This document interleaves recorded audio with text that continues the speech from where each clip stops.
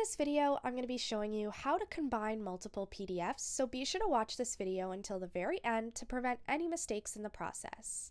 You're going to begin on Google and search Combine PDF.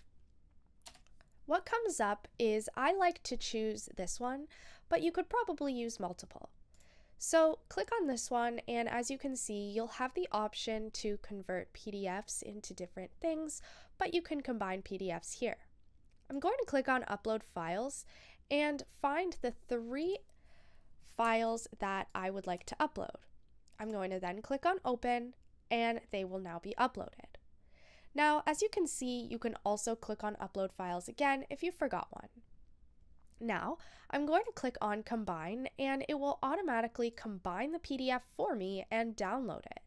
As you can see, these are all of the PDFs that I had as separate documents combined into one. That's all there is to it.